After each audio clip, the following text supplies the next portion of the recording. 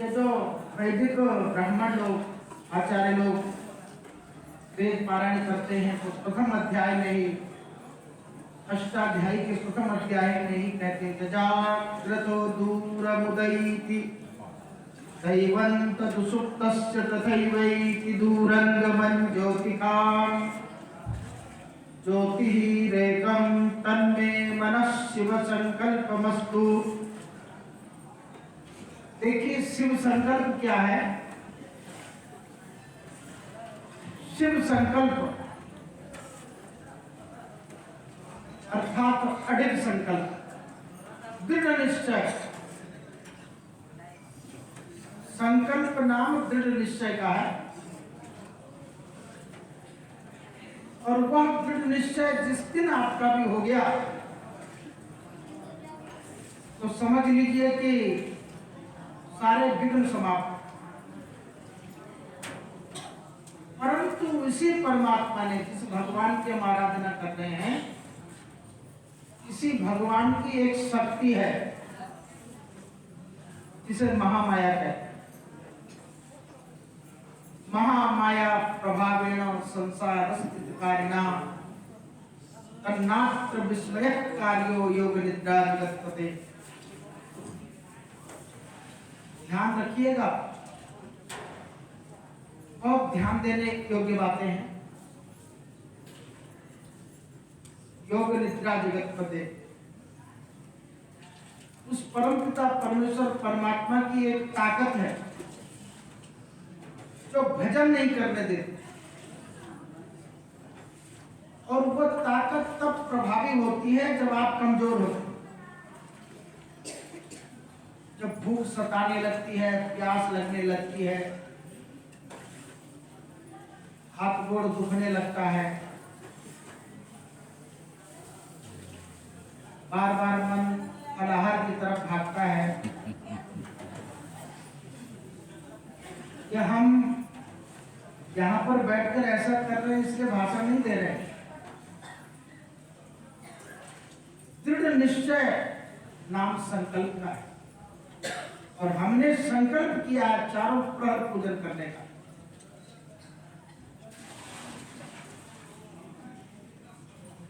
भगवान शिव की स्तुति जिसे अभी आचार्यगण आखिरी में कर रहे थे, महिम्न पारंते परम विदुषो यद्यसुषि। भगवान शिव को प्रसन्न करना हो तो ये महिम्न स्तुति गाना चाहिए। दुनिया में महिम्न स्तुति से बढ़कर के कोई स्तुति आज तक बन ही नहीं।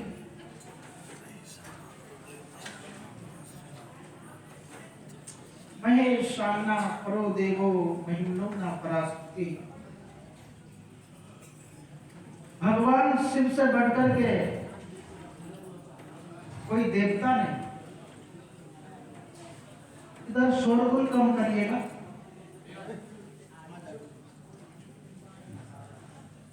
सत्संग में बाधा नहीं। महेशान्ना परो देवो महिमनो ना परास्तुति। मैं जान रहा हूं आप भी थक गए हैं, आप थके हुए हैं, मुझे मालूम है। और कहीं यह भी लग रहा होगा कि कहीं उठ गए तो संकल्प खत्म ना हो जाए। कुछ लोग अगले बगल वाले को देख रहे होंगे जब भी उठ लिया था हम उठा तब पटाई जाना। ऐसे देखिए पुष्पदंता कितने लोगों का मन चंचल है, कितने गपाष्टक में बातचीत में लगे हुए हैं। हम देख रहे थे हमारे संतोष जी तब से जब से बैठे गप ही मार रहे। उनके कौन मित्र बैठ रहे हैं वो तो दिखाई नहीं दे रहे। वे अजीज ही मित्र बैठे होंगे उनके बगल में। तीसरे प्रहर तक को क्रमशः को गपाष्टक चल रहा है। मन बड़ा चंचल है। इसको ये पूजा पाठ धर्म कर्म बैठना बिल पत्र पूजा बड़ा नाटक लगता है। और नेता प्रेता लोग इस पूजा को तब करते हैं जब चुनाव आता है। जब समन्वय चुनाव रहता है तब इनसे कहिए कि गोबर खा लो तो गोबर खा जाता है, मन नहीं लगता है। जहां बैठेंगे वहां प्रदूषण पैदा करते। तो महिम्न स्तुतिकार ने लिखा है, पुष्पदंताचार्य जी महाराज भगवान शंकर के श्रेष्ठ भक्त हैं, और वो लिखते हैं कि एक बार भगवान विष्णु राक्षसों से, दुष्टों से परेशान हो गए। जब भगवान विष्णु दुष्टों से परेशान हुए तो फिर उन्हें ब्रह्मा जी ने कहा कि तुम शिव की स्तुति करो। भगवान शंकर जैसा बलशाली देवता पूरे ब्रह्मांड में कोई नहीं।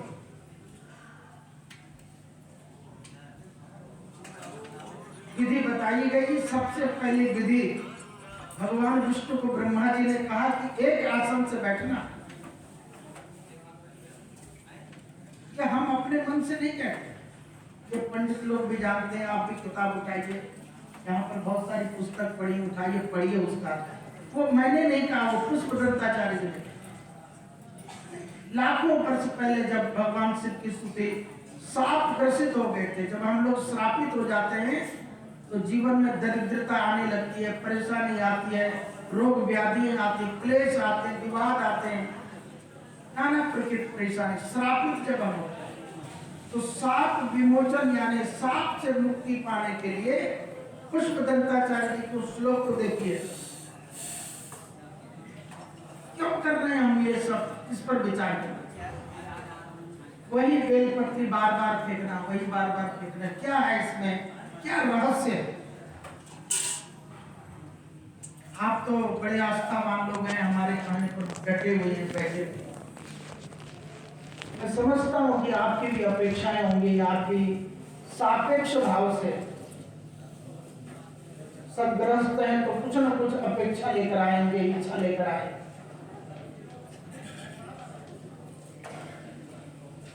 तो वो भगवान पूरी करता भी है, विश्वास होना चाहिए। भगवान विष्णु से ब्रह्मा जी ने कहा, आप एक आसन से बैठना, उठना मत कीजिए। विष्णु भगवान ने कहा कि कोई थोड़ा मोड़ा चाय पानी कुछ पीना, बोले नहीं नहीं कुछ नहीं। हम नहीं, आप पुष्पदंताचार्य जी की मैंने उसको किताब उठाइए और उसका ये श्लोक पढ़िए। हरिस्ते सहस्रम कमल बलिमादाय पदयो यदेर कोने तस्मिन् निजम् उदहरन् नेत्र कमलम्। इस श्लोक को पढ़िए और इस श्लोक का नीचे अर्थ किया हुआ है। भगवान विष्णु जब राक्षसों से परेशान हो गए, धरती जलने लगी, जीव त्रस्त हो गया, जड़ चेतन जलने लगा, तब भगवान विष्णु परेशान हुए, ब्रह्मा जी के पास गए। ब्रह्मा जी ने उनसे कहा कि शिव जी की स्तुति करो। पहली विधि आसन से बैठ। आसन की पूजा का सब नहीं होता, आसन में सब नहीं होता। आप सिद्धासन से बैठा है।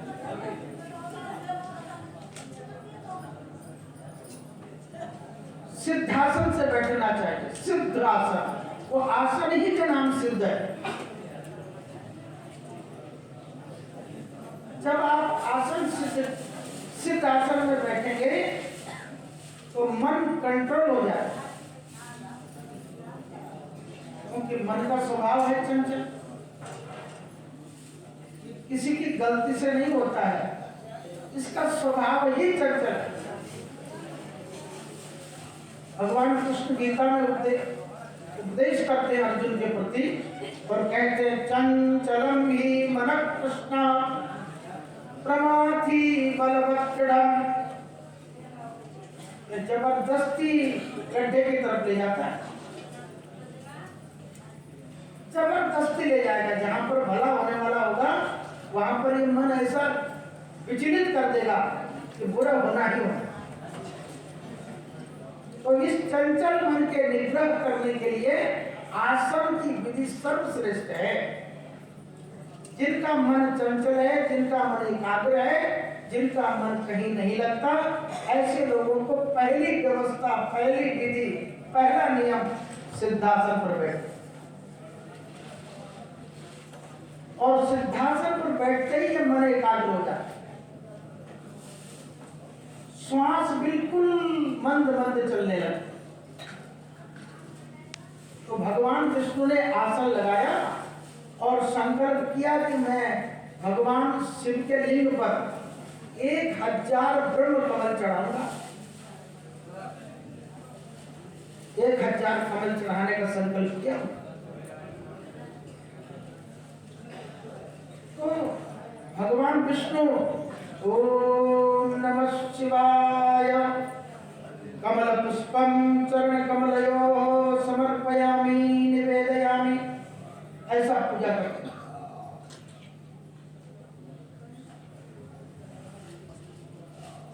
ऐसा करते करते जब 9999 कमल भगवान को चढ़ चुके थे, तो ध्यान दीजिएगा, जब महासंकल्प आप करते हैं और आप दृढ़ निश्चय कर ले, प्रतिज्ञा कर लेते हैं कि मुझे ये काम करना ही करना है, ये पूजा पूरी करनी ही करनी है, तब भगवान की वो जो प्रबल माया है, जो आंखों में नींद ले आ देती है, मन को चंचल कर देती है, उपासना से वासना की तरफ भेज देती है। ध्यान दीजिएगा, ऊर्ध्वगति होने वाली अधोगति को ऊंचाई से गड्ढे में लेके जाती है, जैसे आज निद्रा परेशान कर रही हो। तो भगवान की प्रबल माया है, भजन नहीं करने देगी आपको। तो भगवान विष्णु ने 9999 कमल भगवान शिव पर अर्पित कर दिए। बताइए कितने कमल बचे? जरा जोर से बोलिए। एक कमल बचा। बस ध्यान रखना, जब पूजा पाठ ज्यादा करने लगोगे या करना शुरू करोगे तो विघ्न आ जाएगा, फिर आप उसे छोड़ देंगे, बोले अरे हम वैसे ही अच्छे थे। जब से पूजा करने लगे तब से घर में बड़े विघ्न हो गए, पति पत्नी में झगड़ा लफड़ा शुरू हो गया, मर मुकदमा शुरू हो गया, तो लोग छोड़ देते हैं पूजा। इसीलिए वो महामाया बीच में आती है और जीव को शिव से मिलने नहीं देती। जीव और शिव के बीच में रामचरितमानस में गोस्वामी तुलसीदास जी महाराज, राम लक्ष्मण और सीता जब वन को जा रहे हैं तो वो उनके जाने की उस विधि को, यानी जाने की उस दृश्य को कहते हैं कि राम लखन बीच सिय सोहति कैसे, जीव ब्रह्म बीच, आगे बोलिए, माया जैसे। गजब के लोग हैं इस पूर्वांचल में, धन्य। ताली बजाइए अपने। सोचता था पहले मैं सोचता था कि पंजाब के लोग बड़े विद्वान होंगे, महाराष्ट्र के लोग विद्वान होंगे, पर साहब घुमा फिरा करके पूर्वांचल ही के लोगों में ये दिखाई दिया कि जौन सी चौपाई चाहिए पूरी कर देते। जीव ब्रह्म बीच माया जैसे। देखिए, जीव और ब्रह्म, जीव और शिव के बीच में सीता जी कैसे शोभायमान हो रही हैं, जैसे भगवान की और जीवात्मा और परमात्मा के बीच में माया हो। तो ये बीच में माया भजन नहीं करने देती, तो वहां पर भगवान विष्णु के संकल्प को माया ने पूरा नहीं होने दिया। ध्यान दीजिएगा, समय हमारा हो गया, सब लोग लौट रहे जल्दी जल्दी, सुई भी भाग रही है तो हम भी जल्दी भागेंगे। एक कमल शेष बचा है साहब, कभी देखते थलिया में फूल ही नहीं है, माला बाएं हाथ में घुमा रहे थे, 108 कमल चढ़ाने थे, 1000 कमल चढ़ाने थे, 999 दाने घूम गए, एक दाना बाकी और फूल है ही नहीं। देखिए, पूजा खंडित होने जा रही है, ताकि विष्णु जी उठ जाएंगे तो पूजा खत्म। अब हम कथा सुनाएंगे, पंडित जी लोग नाराज हो जाएंगे, पहलवा कहीं नहीं बतौला, हम चाय छोड़ दिया। बोलिए शंकर भगवान की। तब जब भगवान ही बुद्धि देते हैं, भगवान विष्णु ने सोचा एक ही कमल में घटा है, 2 4 10 थोड़ी घट गया, एक घटा है, और दुनिया मुझे कमल नयन कहती है। भगवान विष्णु जी का एक नाम कमल नयन है। भगवान विष्णु का जिनके पास एक आंख होती है उनका भी काम चल जाता है। आज इस संकल्प को पूरा करूंगा, अपनी एक आंख कमल के रूप में भगवान को चढ़ाकर 1000 कमल की संख्या पूर्ण करता हूं। ऐसा फिर निश्चय जो भक्त करता है, ऐसी साधना में जो भक्त लगता है तो भगवान में प्रसिद्ध जाते हैं, भगवान में झुक जाते हैं। सज्जनों, जैसे विष्णु भगवान ने अपना धनुष तीर उठाया और आंख में लगाने जा रहे थे, एक आंख निकालेंगे, लोग मुझे कमल नयन कहते हैं, कमल ही तो नयन है, किसी को चढ़ा देता हूँ। तभी ध्यान दीजिएगा, आपको बहुत अच्छा लगेगा।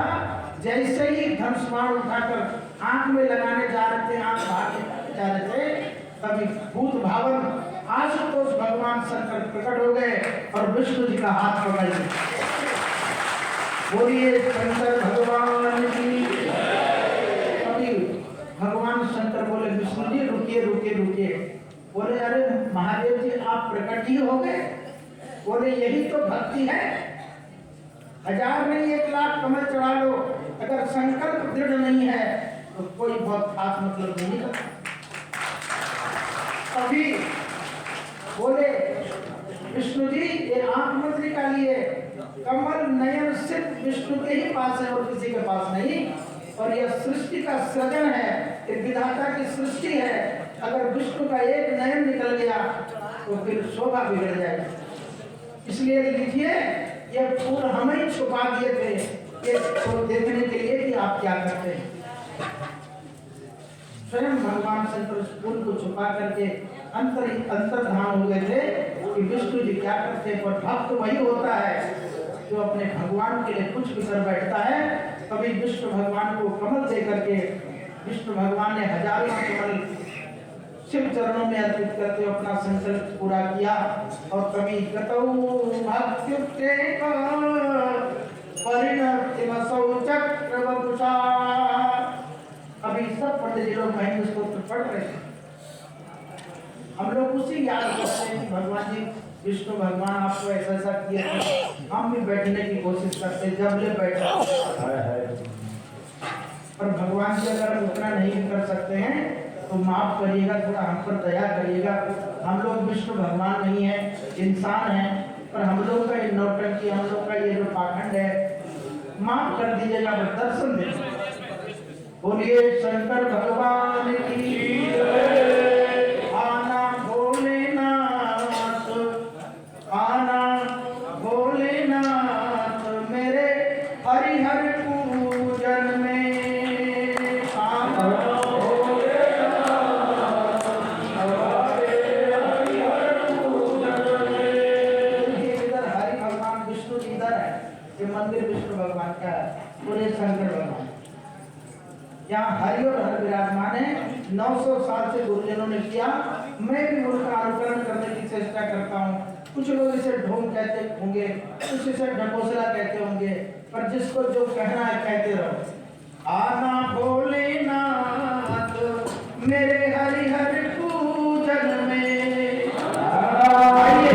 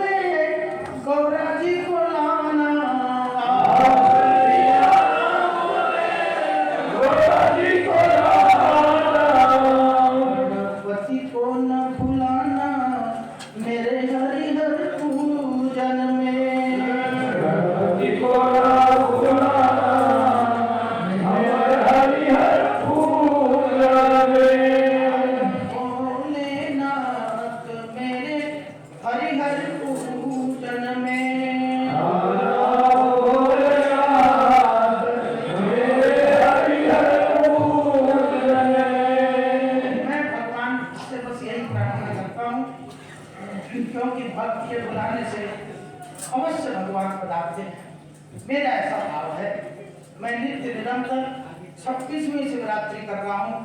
न जाने किन किन परिस्थितियों में मैंने पूजाएं की हैं और इन वैदिकों का बहुत बड़ा एहसान है मेरे जीवन में कि मेरे साथ हर शिवरात्रि की महानिशा जागरण में ये भगवान की आराधना में आप सब भी साथ में बैठते हैं।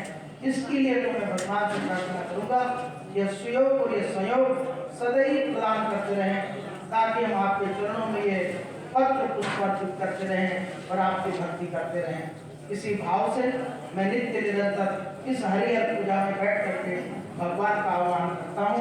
और आप जानते विगत वर्षों से मैं शिवरात्रि के इस मंच पर एक आसन से बैठने की चेष्टा करता हूँ।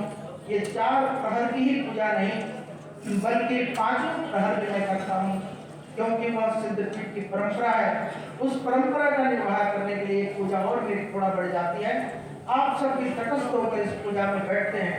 भगवान प्रसन्न होते हैं कि नहीं, और मेरा दिल बहुत प्रसन्न होता है कि आप सब इस पूजा में बड़ी निष्ठा के साथ में पूजन दर्शन के लिए उपस्थित होते हैं। मैं आप सबको पुनः साधुवाद करते हुए और ये आग्रह करते हुए, क्योंकि यहाँ पर हमारे कार्यकर्ता लोग जो निष्ठा से कार्य कर रहे हैं, मैं जानता हूँ हम ये पूजा कर रहे हैं, वो आपको चाय पिला रहे हैं, वो सब बराबर है। हमारी पूजा करना, इनका पानी ढोना, इनका झाड़ू लगाना, ये सब बराबर है। जब भगवान के स्थान पर खड़ा होकर के इस दृष्टि को हम उन पर डालते हैं, ऐसा महसूस करते हैं कि वह भी पूजा ही करते हैं।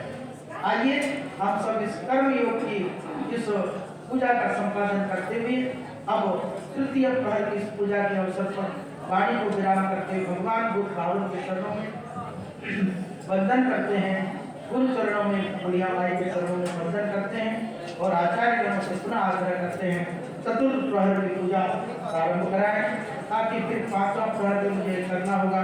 तत्पश्चात प्रातःकाल आप स्नान ध्यान आदि करके यहाँ जो कुछ भी छोटी छोटी व्यवस्थाएं हैं, मैं मठ के कर्मचारियों से कहना चाहूँगा, जो स्वयं सेवक हैं, माताएं देवियाँ स्नान ध्यान वगैरह करते हैं, मर मैदान जाती है तो इधर धर्मशाला है, आप उसका प्रयोग करिएगा। मुझे लोग कहते हैं बाबा जी यहाँ कोई व्यवस्था नहीं दी, मगर विश्वास करिएगा मैं हर साल व्यवस्था करने की चेष्टा करता हूँ, पर ऐसा मुल्क है कि रहने ही नहीं देता। मैंने सामने सड़क के उस पार 6 लैट्रिनें बनवाई थी कि जो लोग बाहर के लोग आते हैं वो वहाँ स्नान ध्यान करेंगे। बहुत सुंदर टैंक बनाया, देखिएगा। गांव के लोगों ने तोड़ फाड़ करके भांडा और दरवाजा तक घर लेके चले गए। अब जाके देखिएगा। फिर मैंने पिछले सालों में जस्ट मेरे इसके नीचे 2 लैट्रिनें मैंने करीब में बनाई कि मैं देखता रहूँगा कोई नहीं तोड़ेगा, और आप जाके देखिए उसको भी पूछ के तोड़ के बराबर कर दिया।